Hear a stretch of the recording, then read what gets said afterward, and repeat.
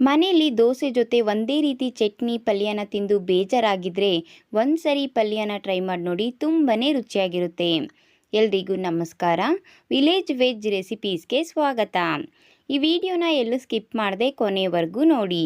ಈ ಪಲ್ಯ ದೋಸೆ, ಚಪಾತಿ, ರೊಟ್ಟಿ ಜೊತೆ ತುಂಬಾ ರುಚಿಯಾಗಿರುತ್ತೆ. ಅಷ್ಟೇ ಅಲ್ಲ, ವೈಟ್ ರೈಸ್, ತಿಳಿ ಸಾಂಬಾರ್ ಜೊತೆ ಒಂದು ಸೈಡ್ ಡಿಶ್ ಆಗು ಸಹ ನಾವು ಮಾಡ್ಕೊಳ್ಬೋದು.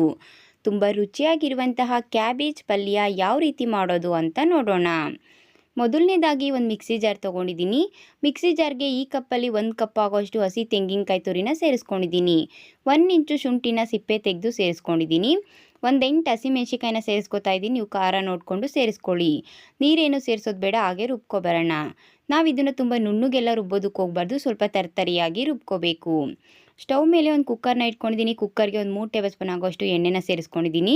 ಎಣ್ಣೆ ಸ್ವಲ್ಪ ಬಿಸಿ ಆದಮೇಲೆ ಸ್ವಲ್ಪ ಸಾಸಿವೆ, ಒಂದು 8 ಹತ್ತು ಕರಿಬೇವು, ಒಂದು 1/4 ಟೇಬಲ್ ಸ್ಪೂನ್ ಆಗೋಷ್ಟು ಜೀರಿಗೆ, 2 ಬ್ಯಾಡಗಿ ಮೆಣಸಿಕಾಯಿನ ಕಟ್ ಮಾಡಿ ಸೇರಿಸ್ಕೊತಾ ಇದ್ದೀನಿ.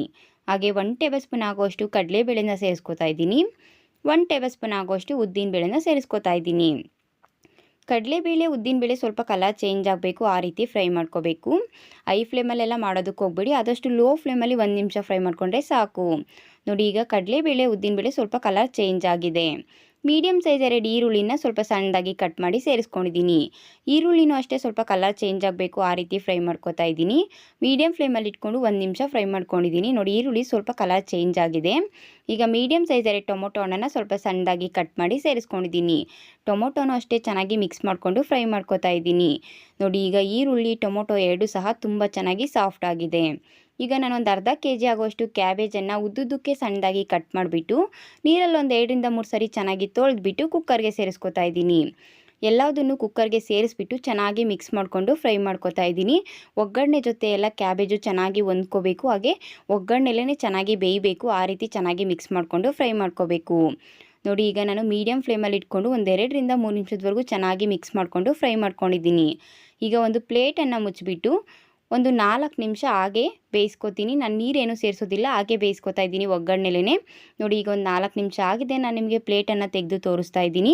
ಕ್ಯಾಬೇಜು ತುಂಬ ಚೆನ್ನಾಗಿ ಬೆಂದಿದೆ. ಕ್ಯಾಬೇಜಲ್ಲಿ ಸ್ವಲ್ಪ ನೀರಿನ ಅಂಶ ಇರೋದ್ರಿಂದ ನಾವು ನೀರೇನು ಸೇರಿಸೋದು ಬೇಡ, ಒಗ್ಗರಣೆಲೇ ಕ್ಯಾಬೇಜ್ ಎಲ್ಲ ತುಂಬ ಚೆನ್ನಾಗಿ ಬೇಯುತ್ತೆ. ನೋಡಿ, ಈಗ ನಾನೆಲ್ಲ ಚೆನ್ನಾಗಿ ಮಿಕ್ಸ್ ಮಾಡ್ಕೊಂಡಿದ್ದೀನಿ. ಈ ರೀತಿ ಮಿಕ್ಸ್ ಮಾಡಿಬಿಟ್ಟು ನಾನು ಆವಾಗಲೇ ಖಾರ ರುಬ್ಬಿಟ್ಟಿದ್ನಲ್ವ, ಆ ಖಾರನ ಸೇರಿಸ್ಕೊಂಡಿದ್ದೀನಿ. ಹಾಗೆ ಸ್ವಲ್ಪ ಸಣ್ಣದಾಗಿ ಕಟ್ ಮಾಡಿರುವಂಥ ಕೊತ್ತಂಬರಿ ಸೊಪ್ಪನ್ನು ಸೇರಿಸ್ಕೊಂಡಿದ್ದೀನಿ. ಸ್ವಲ್ಪ ಪುದೀನ ಸೊಪ್ಪನ್ನು ಸಣ್ಣದಾಗಿ ಕಟ್ ಮಾಡಿಬಿಟ್ಟು ಸೇರಿಸ್ಕೊತಾ ಇದ್ದೀನಿ. ಒಂದು 1/2 ಟೇಬಲ್ ಸ್ಪೂನ್ ಆಗೋಷ್ಟು ಧನಿಯಾ ಪೌಡರ್, ಒಂದು 1/4 ಟೇಬಲ್ ಸ್ಪೂನ್ ಆಗೋಷ್ಟು ಅರಿಶಿನ, ಹಾಗೆ ರುಚಿಗೆ ತಕ್ಕಷ್ಟು ಉಪ್ಪನ್ನು ಸೇರಿಸ್ಕೊತಾ ಇದ್ದೀನಿ. ಉಪ್ಪನ್ನು ಸೇರಿಸ್ಬಿಟ್ಟು ಮತ್ತೆ ಒಂದು ಸರಿ ಎಲ್ಲ ಚೆನ್ನಾಗಿ ಮಿಕ್ಸ್ ಮಾಡಿಕೊಂಡು ಫ್ರೈ ಮಾಡ್ಕೊತಾ ಇದ್ದೀನಿ. ನಾವು ಸೇರಿಸಿರುವಂಥ ಖಾರ ಎಲ್ಲ ಚೆನ್ನಾಗಿ ಹಸಿ ವಾಸನೆ ಹೋಗಬೇಕು. ಹಾಗೆ ಅರಿಶಿನ, ಧನಿಯಾ ಪೌಡ್ರು, ಕೊತ್ತಂಬರಿ ಸೊಪ್ಪೆಲ್ಲ ಪಲ್ಯ ಜೊತೆ ಚೆನ್ನಾಗಿ ಹೊಂದ್ಕೋಬೇಕು, ಆ ರೀತಿ ಚೆನ್ನಾಗಿ ಮಿಕ್ಸ್ ಮಾಡಿಕೊಂಡು ಫ್ರೈ ಮಾಡ್ಕೋಬೇಕು. ಹೈ ಫ್ಲೇಮಲ್ಲೆಲ್ಲ ಮಾಡೋದಕ್ಕೆ ಹೋಗ್ಬಿಡಿ, ತಳ ಹಿಡಿದ್ಬಿಡುತ್ತೆ. ಆದಷ್ಟು ಲೋ ಫ್ಲೇಮಲ್ಲೇ ಒಂದು 3 ರಿಂದ 4 ನಿಮಿಷದವರೆಗೂ ಫ್ರೈ ಮಾಡಿಕೊಂಡ್ರೆ ಸಾಕು. ನೋಡಿ, ಈಗ ನಾನೆಲ್ಲ ಚೆನ್ನಾಗಿ ಮಿಕ್ಸ್ ಮಾಡಿಕೊಂಡು ಫ್ರೈ ಮಾಡ್ಕೊಂಡಿದ್ದೀನಿ. ಲೋ ಫ್ಲೇಮಲ್ಲೇ ಒಂದು 4 ನಿಮಿಷ ಫ್ರೈ ಮಾಡ್ಕೊಂಡಿದ್ದೀನಿ. ತುಂಬಾ ರುಚಿಯಾಗಿರುವಂತಹ ಕ್ಯಾಬೇಜ್ ಪಲ್ಯ ಸಿದ್ಧ ಆಗಿದೆ. ಈ ಪಲ್ಯನ ನಾನು ದೋಸೆ ಜೊತೆ ಸರ್ವ್ ಮಾಡ್ಕೊತಾ ಇದ್ದೀನಿ.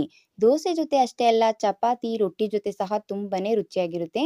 ಅಷ್ಟೇ ಅಲ್ಲ, ನೀವು ತಿಳಿ ಸಾಂಬಾರ್, ವೈಟ್ ರೈಸ್ ಮಾಡ್ಕೊಂಡಾಗ ಇದನ್ನು ಒಂದು ಸೈಡ್ ಡಿಶ್ ಆಗೋ ಸಹ ನೀವು ಮಾಡ್ಕೊಳ್ಬೋದು. ನೀವು ನಿಮ್ಮ ಮನೇಲಿ ಒಂದ್ಸರಿ ಟ್ರೈ ಮಾಡಿ ನೋಡಿ, ಹೇಗಿತ್ತು ಅಂತ ನನಗೆ ಕಮೆಂಟ್ ಮೂಲಕ ತಿಳಿಸಿ. ಖಂಡಿತವಾಗ್ಲೂ ಈ ವಿಡಿಯೋ ಇಷ್ಟ ಆಗಿದೆ ಅಂತ ತಿಳ್ಕೊತೀನಿ.